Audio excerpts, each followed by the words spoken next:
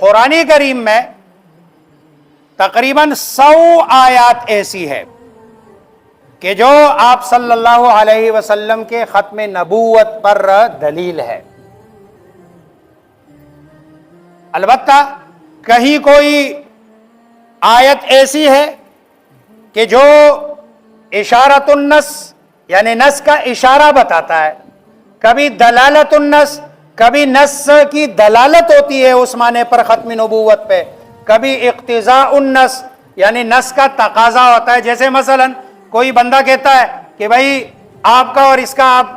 آپس میں آپ کا رشتہ کیا ہے، تو بندہ کہتا ہے کہ بھائی یہ میرا بیٹا ہے، یہ میرا، اب بیٹا ہونا یہ دلالت النص ہے، لیکن اس آدمی کا باپ ہونا یہ اقتضاء النص ہے۔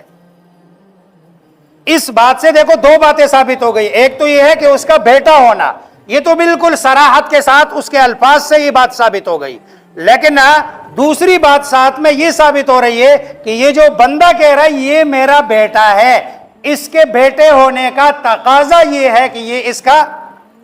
باپ ہے، حالانکہ اس نے یہ جملہ کہا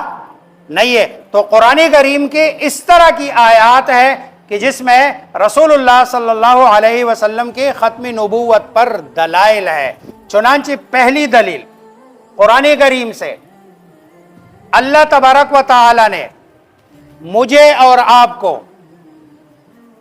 انبیاء علیہم الصلاۃ والسلام پر ایمان لانے کا حکم دیا۔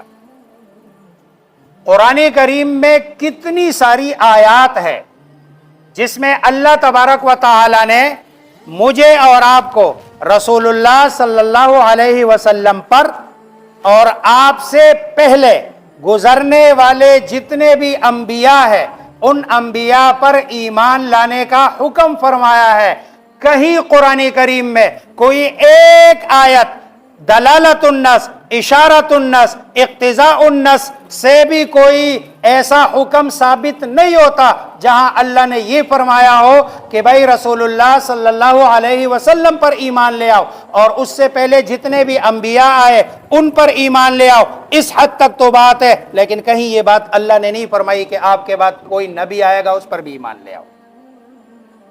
قرآن کریم میں اللہ تبارک و تعالی کا فرمان ہے، والذین، ایمان والوں کی صفات بیان کر رہے ہیں، والذین یؤمنون بما انزل الیک وما انزل من قبلک۔ اللہ نے آگے نہیں فرمایا کہ وما انزل من بعدک، اگر وہ جنا کوئی اور نبی آپ کے بعد آنا ہوتا تو قرآن میں کہیں تو اللہ فرما دیتے کہ وما انزل من بعدک، بلکہ اللہ فرما رہے والذین یؤمنون بما انزل الیک،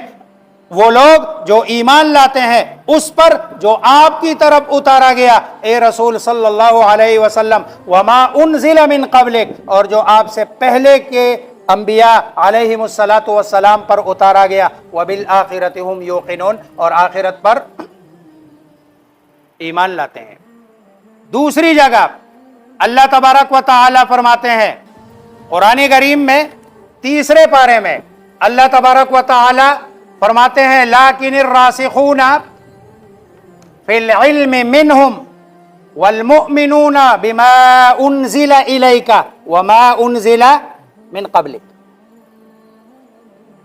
رسوخ فی العلم، جو علم میں رسوخ رکھتے ہیں وہ لوگ، اور والمؤمنون، ایمان والے، کون سے ایمان والے؟ بما انزل الیک، اس پر جو آپ پر نازل ہوا ایمان لاتے ہیں، اور اس پر جو آپ سے پہلے انبیاء علیہم الصلاۃ والسلام پر تورات ہے، زبور ہے، انجیل ہے، صحائف ابراہیمی ہے، ان سب پر ایمان لاتے ہیں۔ یہاں بھی اللہ تبارک و تعالی نے وما انزل من بعدک نہیں فرمایا۔ تیسری جگہ اللہ تبارک و تعالی فرماتے ہیں کذالک یوحی الیک وإلی الذین من قبلک، اسی طرح وحی کی آپ کی طرف اور ان لوگوں کی طرف جو آپ سے پہلے ہے۔